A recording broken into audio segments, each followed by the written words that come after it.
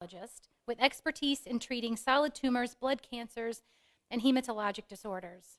She completed training in internal medicine and was a fellow in hematology and oncology at the Emory University School of Medicine. Prior to joining Atlanta Cancer Care, Dr. Zelnick was part of the faculty at Emory University in the Department of Hematology and Medical Oncology. She is part of the Northside Hospital Breast Care Committee, the Northside Hospital Cancer Institute Breast Research Work Group, the Research Advisory Committee. She's a member of the Susan G. Komen Greater Atlanta Advisory Council, which we're very proud of, and the Georgia NCORP Clinical Research Team. She's also an amazing person, and she has a lot to teach us today. So please welcome my friend Amelia.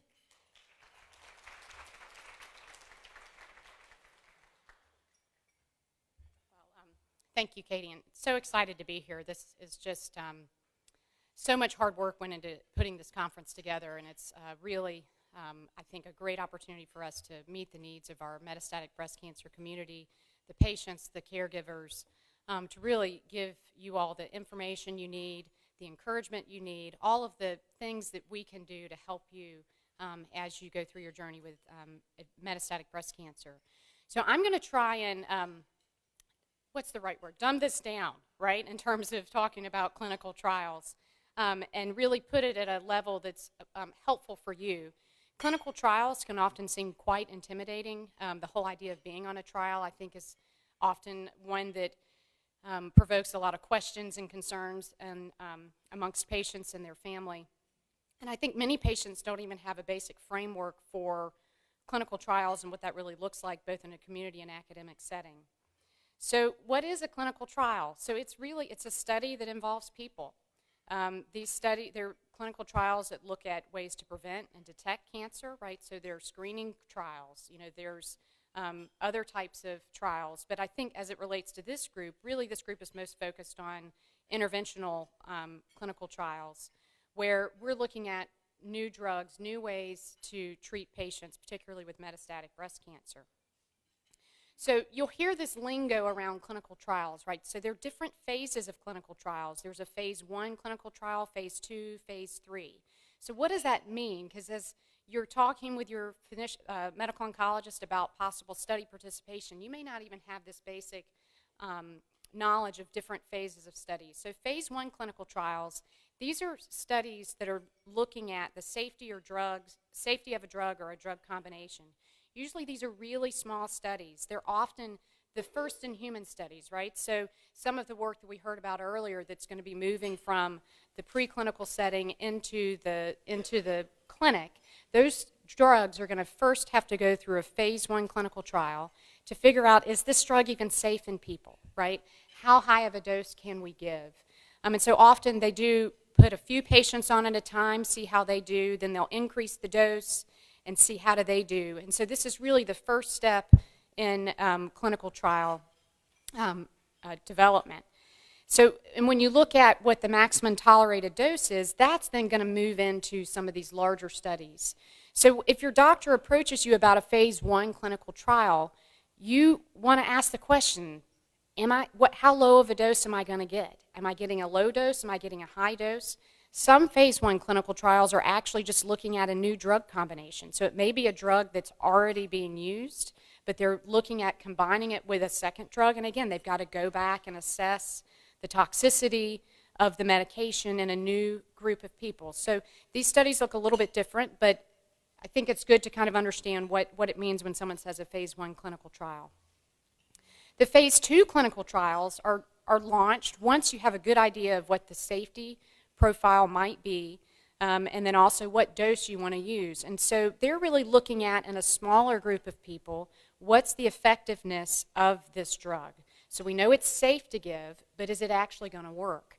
So you're going to have smaller groups of patients, and typically the response rate that you see in that study, in the phase 2 trial, you want it to be at least as good as what you've already got, right? You got to see some encouraging sign from the phase 2 study that then says we should look at this in more people.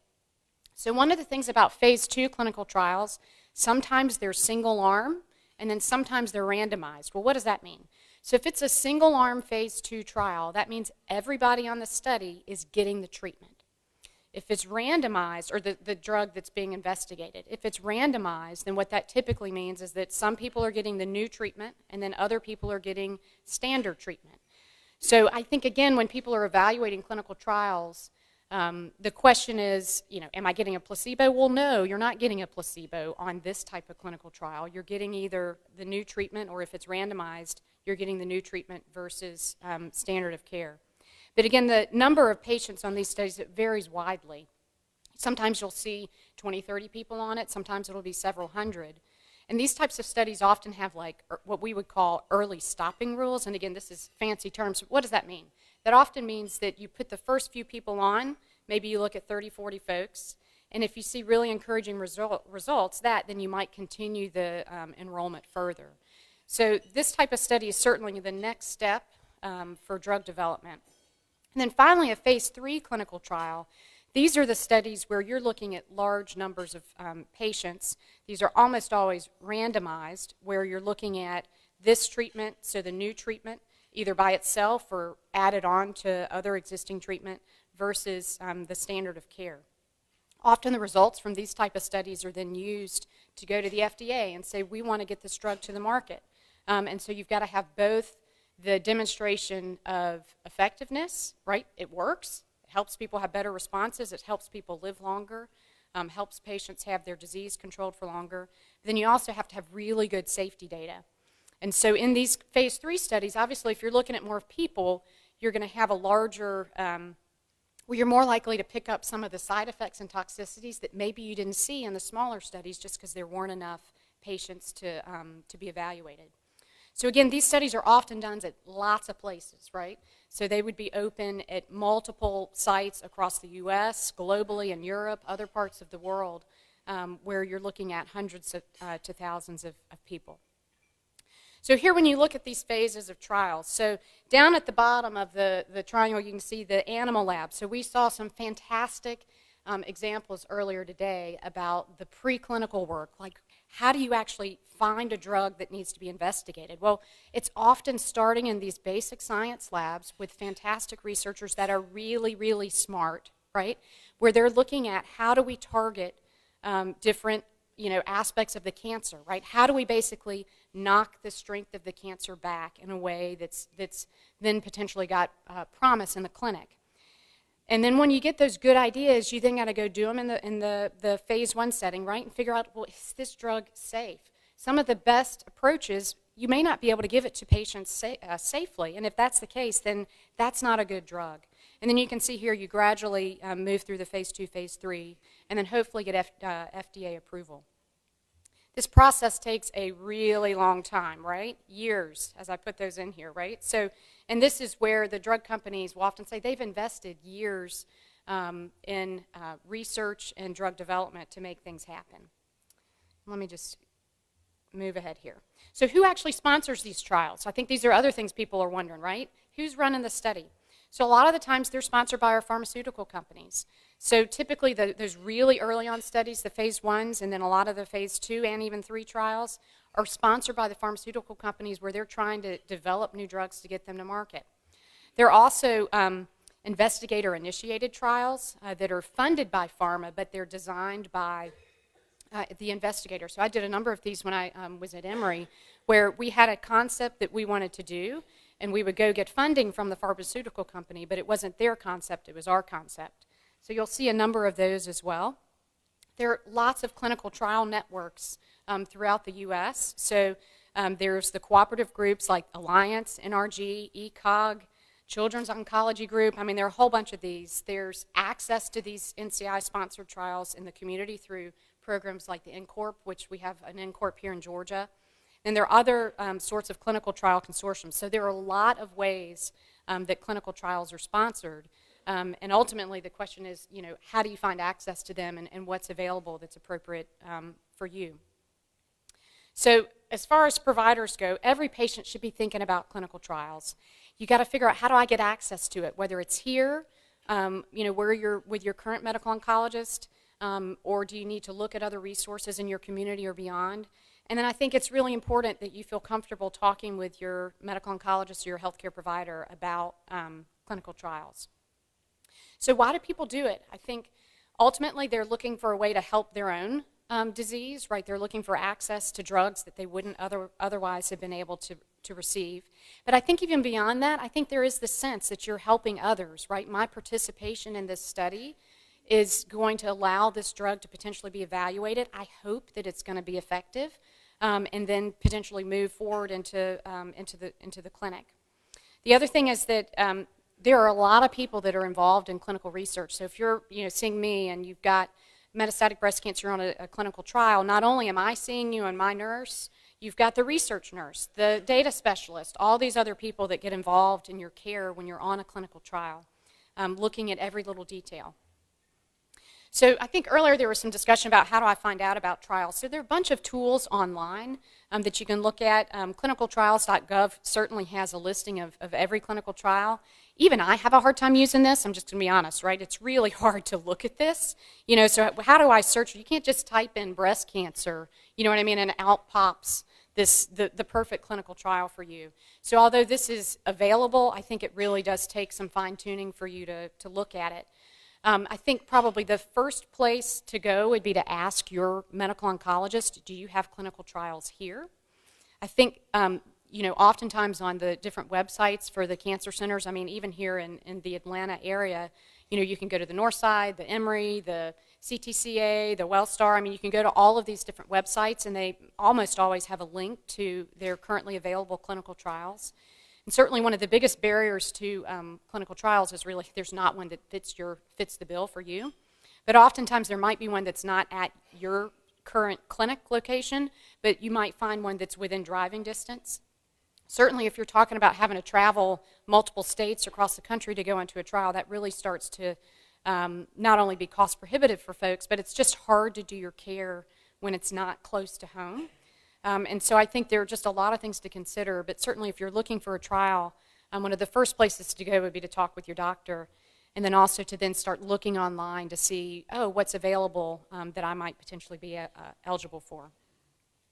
So the other thing to mention, there is a georgiacancerinfo.org website too that's, I think, fairly comparable to the clinicaltrials.gov, where all the trials that are open in Georgia are available. So one of the things to know is how do I actually find out if I'm eligible, right? So it's really tricky. These clinical trials have a lot of inclusion and exclusion criteria, where the study design has said, you can't have had this drug before, or you can't have received more than 4 treatments, or maybe you have to have received 4 treatments. So getting into that nitty-gritty detail of trying to figure out, am I eligible, can often be tricky even for the oncologist with the information that's just there on the website. So, again, oftentimes the main criteria for being eligible for a clinical trial for metastatic breast cancer patients is, have you had disease progression? So if you're on your second treatment and your disease is really well controlled, your scans look great, that's not the right time to think about a clinical trial, right? Why would I want to take you off the treatment that's working really well? But if that treatment stops working, then you're trying to figure out, what do I do next? That's when you really need to think through what your clinical trial options are. And, not to discourage you from looking to see what's out there, but hopefully you don't need that study for another, 18 months, 2 years, 3 years down the line. And so looking to see what's available today might give you an idea of what's going on in the metastatic breast cancer space in terms of clinical trials, but it may not necessarily be relevant for the time when you actually need it, when things don't look the way they want or the way you want on the scans. So the other issue is the comorbidities. And so again, this is just tricky, right? So I can think recently, just in the past maybe 6 weeks or so, had a patient with metastatic triple-negative breast cancer. We had her all teed up to go on the clinical trial. She had met the eligibility criteria and all this sort of stuff, and she came to get her first day of treatment. She was too sick. I had to put her in the hospital. She was too sick.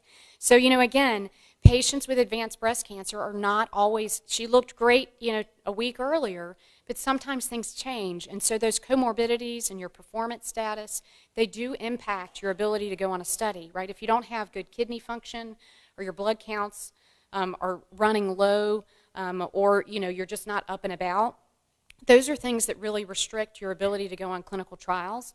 And I know there's been a push to open that, right, to make it where patients, there's more access to studies, there aren't quite as many limitations, because it's frustrating for the patient, right? And they say, well, you can't go on because your creatinine's, 1.6 and we need it to be 1.5 or less, right? That's really frustrating. And there's not a way to fix that number. But, you know, the drug companies are often wanting, they want to get a group of patients where they think they're going to have the best likelihood, or they have the highest likelihood of getting good data. And if somebody has terrible liver function, then that may impact their ability to see the results that they really would want to see. So costs. So this all is something to talk to your physician about as well. So the way most trials work is that if it's a drug that's not FDA approved, guess what? They got to provide it because there's no other way to get the to get access to the medication. And many of the clinical trials, particularly the pharmaceutical studies, will have benefits, like they may provide a gas card or something like that if there's a good bit of travel. So sometimes those are available through a clinical trial as well, but sometimes not, right? Sometimes you're going to have extra office visits for lab checks and things like that. And so you may want to take that into consideration just to get a good sense of what the costs are associated with the trial. So why is this so important? So ultimately, if we don't do clinical research, we are not going to find new drugs to help improve the outcomes for our metastatic breast cancer patients. So if you look at new medicines, you know, that are that impact is great. That's how we're extending our survival. But currently, very few patients are actually enrolled in clinical trials. So if you look here in the U.S., only 5 to 8% of adults in the U.S. are participating in clinical trials. And some of that is because they don't have access to them, right? They may not be in the clinic where they are. Sometimes it's because it's just hard, right? As the physician, it takes a long time to really walk somebody through, why am I doing this study? What's the purpose? What benefits and risks are there? But certainly improving the enrollment on these studies will help us get to the bottom of it, right? To figure out, is this drug really as promising as we thought it was, so that then we have more treatments in the clinic. The other issue is that when you look at clinical trial participation, the participation amongst minority groups often is quite low. And that's a challenge too, because if a drug does get approved, then you wonder, well, are there differences in side effects or toxicity or effectiveness if you were to put it in a broader patient population? So there are lots of things to consider. So why is trial participation low? Well, you know, there's lots of reasons. People don't want to be a guinea pig, right? They don't want to have the extra lab visits. They have issues with transportation. It may be that the provider thinks it's not a good study, but there are lots of different reasons why participation is low. And I think anything that we can do to improve that is going to help.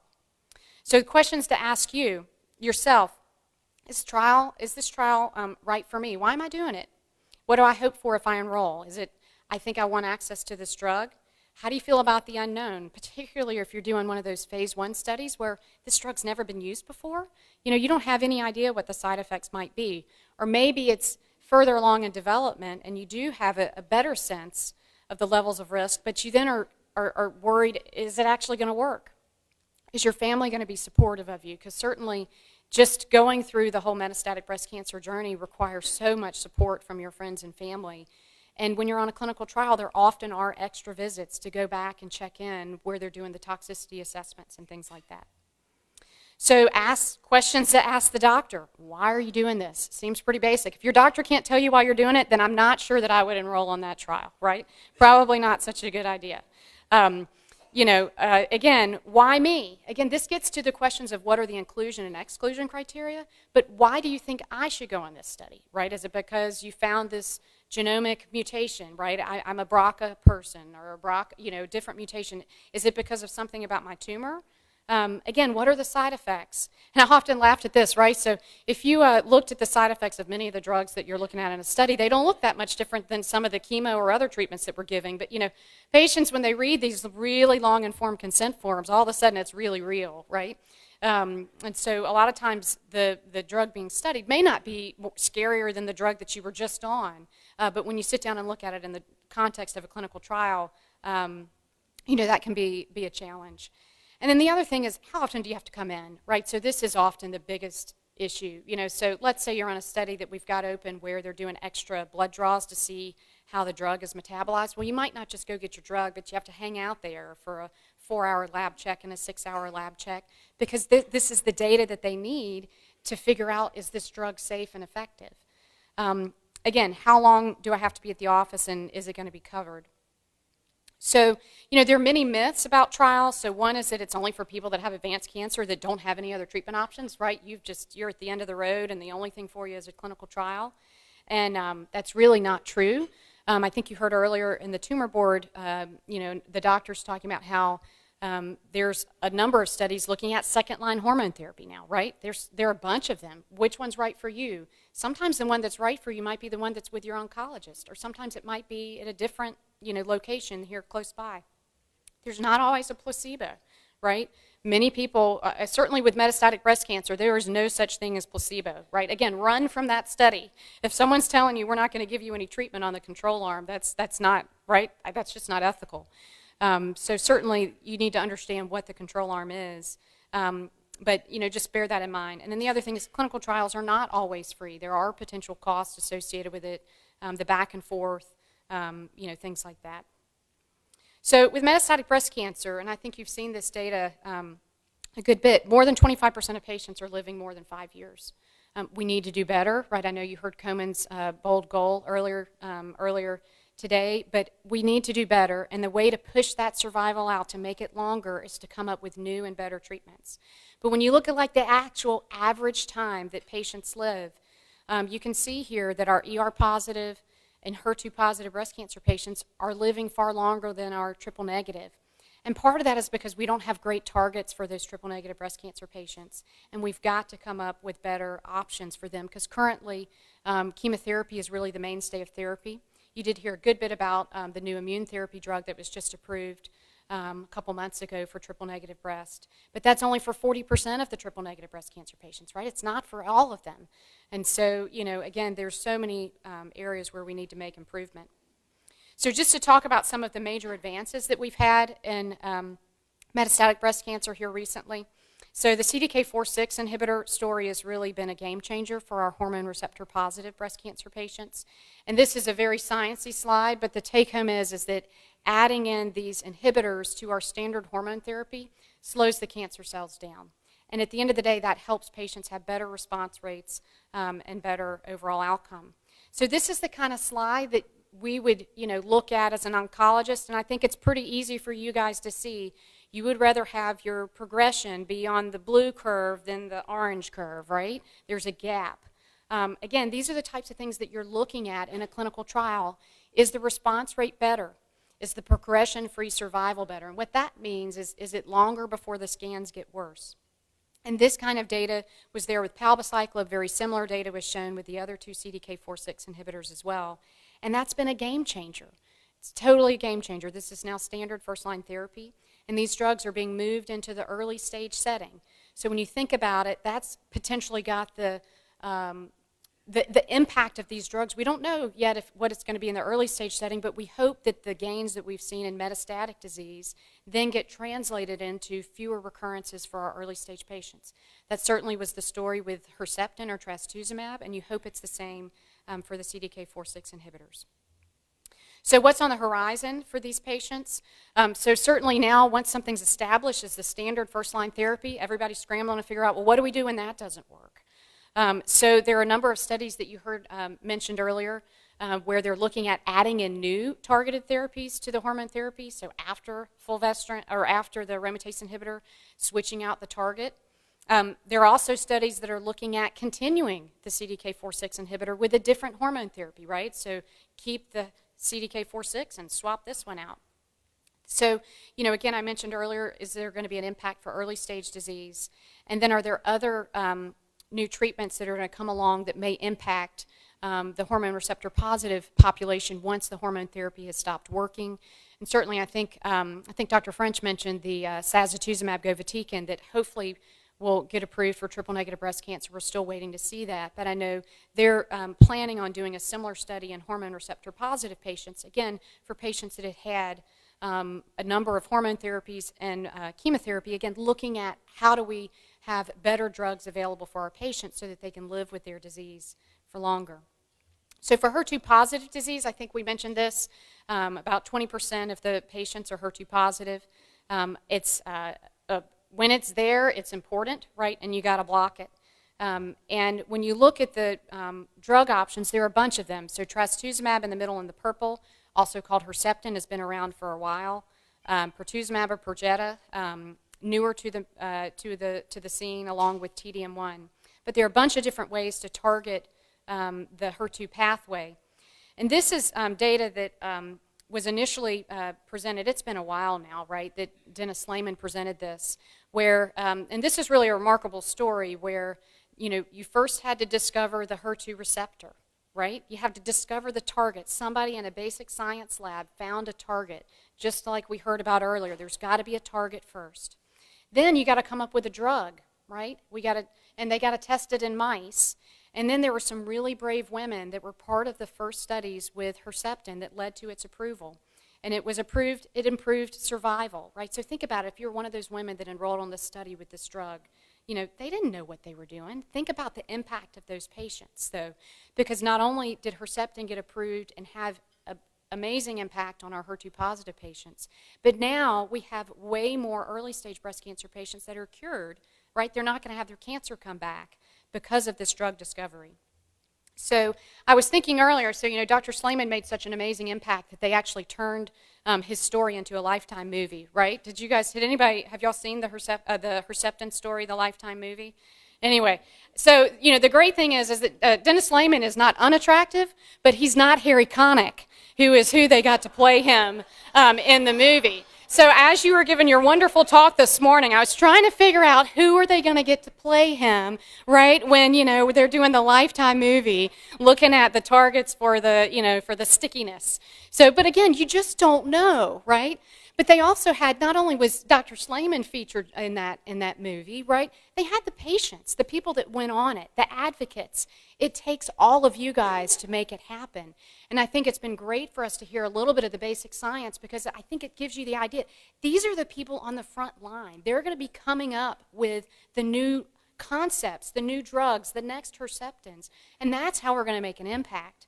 So, again, we'll be looking for, I don't know, do you have an idea who you want to pick out? You let me know, all right? I'm teasing. But, again, just the impact goes beyond, or maybe it's not, maybe it's one of your postdocs, right, that has the next Lifetime movie, and that would be really cool, too. But, again, when you look at incremental gains, so Herceptin has been around for a while. So one of the questions is, how do we do better just with Herceptin? So pertuzumab, again, a lot of basic research went into trying to figure out how do we make it better, right? So they did a study, and this is, when you think about clinical trials, right? This was a study of HER2 positive metastatic breast cancer. They had 800 women, maybe some men, mostly women, 800 people enrolled on this trial, right? So this is a large phase 3 trial. Most of them had never had Herceptin. And they were randomized between standard treatment with docetaxel or Taxotere and trastuzumab or Herceptin, with or without the Perjeta, right? And then when you look at this, right, again, you want to be on the red curve, not the blue curve, right? Again, when you look at survival, you can see clear differences in what's going on here. And then again, when you look at TDM1, another drug, where the chemo stuck to the Herceptin, right? And so you hear this like smart bomb approach, and so I just put this out here as an example. But again, the chemo is stuck to the Herceptin, so hopefully the toxicity is way better because it's only being delivered directly to that cell that's got the target, the HER2, and then once it gets inside the cell, the drug then gets released there.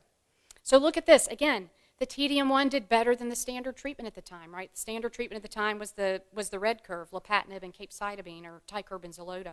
And TDM1 did better. Incremental gains. Guess what? We just saw data in December with TDM1 for early stage HER2 positive breast cancer patients, where we're now improving the recurrence rates for them by using this drug that was developed in the metastatic setting. So again, when you start thinking about your impact by being on a clinical trial in the metastatic setting, the best drugs in the metastatic setting will then get moved into early stage disease and help us improve the recurrence rates for them too. So on the horizon for them, sorry, the formatting's a little bit funny. The take home here is they're looking at TDM1 with or without immune therapy, right? Let's see, it's helped our triple negative patients. Is it going to do the same thing for the HER2 positive? This is a study that was open at a bunch of places in Georgia, and I really just emphasize this to show you that a lot of times the same trials are open at multiple places. So this one was opened at CTCA, at Emory, Georgia Regents, Northside. They've closed it to accrual now. And this drug hopefully is going to be really promising as well. We'll see some good data and then move it into other settings as well. So the other thing just to mention here, this is another one of these immunoconjugates that is being looked at. But the personal story I have with this is that, you know what, I don't have this study open at Northside, but guess what? 2 of my patients are currently at Piedmont with one of my colleagues, right, down at Piedmont on this clinical trial. They send me updates. I get an email every now and then from one of them to tell me she's doing fantastic, her scans look great. The other one's doing really well. So part of it as the medical oncologist is where can I find the best trial for this patient? You know, it doesn't have to be with me, maybe with somebody else. And that's hard too because I've taken care of these patients for a really long time. They have that established relationship with me. But you know what? The best thing for them right now is to be somewhere else on this clinical trial. So triple negative, you've heard a little bit about this. High grade, chemo resistant often, and we need to find more targets. These are chemotherapy options that are currently out there. I think you heard them talking about the Impassion 130 study. Again, 900 women, first-line metastatic breast cancer, were enrolled on this study. They either got standard chemo with Abraxane or nab-paclitaxel, and it was with or without atezolizumab or Tecentriq. And they were looking at survival, right, outcomes. Did they have better responses? And this is busy, but the main thing for you to note here is if you look on the left, the blue and the red is pretty close together. That's all comers. When you look on the right side, you can see when they looked at the 40% of patients that had the target, the PD-L1, all of a sudden they did see a benefit. And again, that just goes to show you that, you know, if you were just looking on the left, right, if that was the only way you were analyzing the data, this drug would not look successful. You know, Herceptin was the same way, right? There were studies done in HER2-negative patients, and guess what? It did nothing. Can you imagine if those were the only studies that we had with Herceptin? We would have missed it. So again, when you pick the patient population that you're looking at, or that you're studying the drug, it really makes a difference. So you heard sacituzumab govitecan mentioned earlier. This is another one of these smart bombs. We had this study open at Northside. It just recently closed to accrual. Hopefully this drug is going to get approved. It shows great response rates. They had some issues with pharmacokinetics. So welcome to clinical research. You know what happened? They had a change in the manufacturing process. So all of that pharmacokinetic data that they had from the way that it was initially being manufactured, they had to confirm in more patients in order, as they scaled up the production of the drug, they had to make sure that the way they were producing it at the end of the study was the same way that it had been produced later on. Well, guess what that meant? It meant that, you know, it took longer, it's going to take longer to get the final data with this. You know, the phase 2 data with this drug looked fantastic. They needed to finish the big phase 3 trial before the FDA would approve it, and so, you know, we're going to wait and see where this stands. But the initial studies with 69 patients looked fantastic, right? Response rate of 30%. So this is the trial that I was mentioning here that was looking at it in larger groups of patients. And I'm running short on time, so I'm going to speed up here. But again, 328 women with metastatic breast cancer went on this study. You know, the funny thing is people were so convinced it was going to get approved that they didn't put the people on the pharmacokinetic arm, right? Because if you're enrolling on a study and you have the option of being on the PK arm or not, and the PK arm means you got to come back for extra visits and extra lab draws, right? I don't want to do that, right? I'd rather be at home on my sofa than going back a week later. And unfortunately, we've had to go back and add more people on to that study. So there's some other conjugates out there as well that are being developed. Again, the idea is coming up with new drugs. And you've heard a good bit about these germline BRCA mutated patients as well. You know, talking about making sure you have your BRCA testing done. But the PARP inhibitors are the class of drugs that are specifically approved for these BRCA-positive patients. And again, you can see here in these studies, right? This one, I don't know exactly how many. I can't read. It's too small to see how many people were on this. But you can see, again, the red line here is better than the standard therapy. So this is a situation where not only did the patients that went on the study that got access to the drug, they did better than the control arm. It led to the approval. Olaparib is being studied in the earlier stage setting, the BRCA-positive patients too. So again, we'll see what kind of impact we have there. Talazoparib had a similar trial with the BRCA-positive patients where, you know, this was interesting. It wasn't 50-50 randomization. It was 2-to-1. So when you think about what does that mean for you as a patient, that means 2 out of 3 patients get the treatment arm, as opposed to the control arm. So again, curves look better. So in summary, I think this is in summary what I would say is that the best thing you can do is look for a study, right? I think it's good to have some framework of knowledge around the different phases of clinical trials so that when you're given a consent form, you have an idea of where does this fit in with the overall drug development. Obviously, if it's a phase 1 first-in-human study, that is a totally different deal than a phase 3 study where it's randomized, they already have a good bit of data. And ultimately, you just got to ask a lot of questions and recognize that being part of a clinical trial has the potential to help you, right? You have the potential to gain access to drugs that you might not otherwise have access to. But ultimately, you can also be part of something bigger than your own journey. There's the possibility of making an impact both in looking at this drug for metastatic disease, but then those drugs that are really, really successful can potentially help increase the survival of the early stage breast cancer patients as well. So with that, I'll be happy to answer any questions. I know I covered a lot of ground. Hopefully I dumbed it down. I don't know.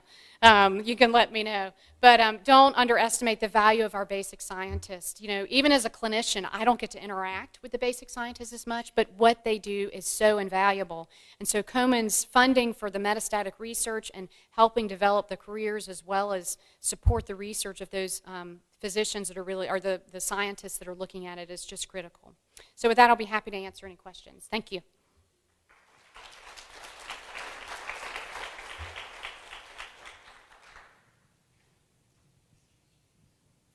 No questions means it's crystal clear, right? Sure, go ahead.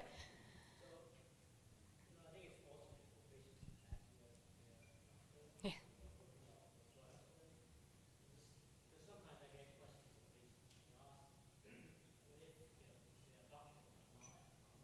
Mm-hmm.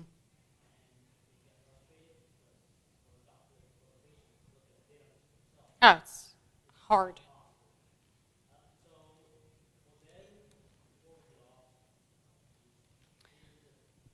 Well, maybe, but maybe not. I mean, certainly going to get a second opinion would always be really helpful, particularly if you're going to somebody who's good, right? So sometimes getting a second opinion, you got to make sure you go see someone who's also knowledgeable, but often those would be done at academic centers, but even in the community I see second opinions for other metastatic patients. But I think going and getting yourself educated, right?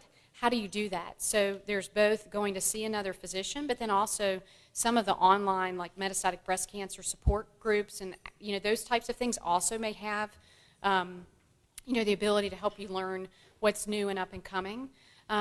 Again, I think if they really like their medical oncologist and have a great relationship, but they just don't have the access to the trials, they may actually still be getting, they're probably still getting really, really good care there. It's just the trial piece of it's missing. And so that's where getting the second opinion or trying to figure out how to navigate some things through some of the metastatic support would be really helpful. Y'all are sleepy after lunch. At least there wasn't any tryptophan. I was thinking about that earlier too, right? He's talking about the tryptophan and the little thing, and I'm like, shoot, there better not be any turkey for lunch, Anyway, it's great to be here. So wonderful for y'all to come as well.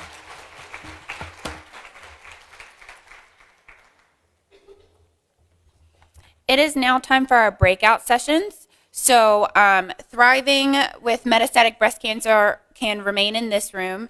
Caregivers, newly diagnosed, and management of bone mets are all outside right near where we had the lunch tables were set up. You're welcome to choose any of the breakout sessions you'd like to attend.